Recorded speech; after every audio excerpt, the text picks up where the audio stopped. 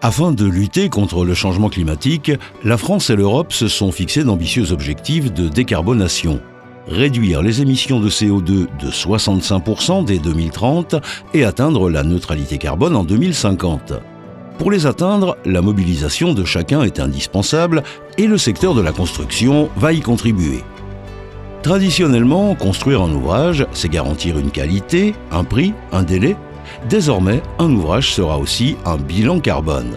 Ce bilan carbone évalue l'ensemble des émissions de gaz à effet de serre générées par l'ouvrage. L'actualité législative est là pour rappeler le caractère toujours plus impératif de ce critère. Une nouvelle réglementation environnementale, la RE 2020, s'appliquera dès 2022 pour les bâtiments neufs.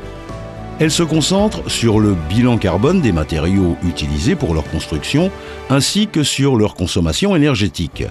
Nouveau mix matériaux avec recours à des matériaux biosourcés ou recyclés, nouveaux process de fabrication des matériaux traditionnels, sobriété énergétique et conception bioclimatique. Mais dans son ensemble, la transition bas carbone ne peut pas se limiter au neuf. Le parc existant représente 99,5% des bâtiments. Nous devons aussi relever le défi de la rénovation bas carbone. Pour répondre à ces enjeux dans leur globalité, il nous faut donc changer d'échelle. Nous devons penser plus large dans le temps. La conception de l'ouvrage doit porter non seulement sur sa structure en elle-même, mais aussi le chantier, les usages et les différentes vies de celui-ci. La construction bas carbone, c'est bien sûr des chantiers bas carbone, c'est-à-dire respectueux de l'environnement et de la biodiversité, avec une réduction des déchets et des nuisances. Cela inclut également une nouvelle organisation des travaux et de nouveaux modes constructifs, tels que des outils numériques permettant d'être à la fois plus performants et plus sobres.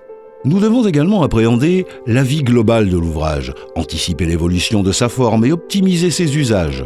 Penser à plusieurs usages simultanés pour un bâtiment pleinement utilisé. Penser à plusieurs usages dans le temps pour un lieu évolutif. Enfin, penser la fin de vie de la construction et la réutilisation de ses matériaux. Dès que l'on s'intéresse aux usages d'un édifice, cela nous pousse nécessairement à réfléchir à son environnement. Ainsi, nous devons également penser plus large dans l'espace, dépasser l'échelle du bâtiment pour atteindre celle de l'îlot, du quartier et même de la ville bas carbone. Il nous faut prendre en compte les usagers, les interactions avec les bâtiments, équipements et réseaux connexes, et bien évidemment l'intégration de l'environnement naturel. C'est aussi un enjeu de densification pour reconstruire une ville sur la ville, où respect de l'environnement et qualité de vie vont de pair. De génération en génération, les bâtisseurs de France se sont adaptés aux évolutions des besoins et des enjeux de la société. Ils ont su façonner un art unique pour construire des cadres de vie. Aujourd'hui, c'est un savoir-faire reconnu que nous parvenons même à exporter. Le défi de la transition bas carbone ouvre devant nous un nouveau chapitre pour poursuivre cette histoire.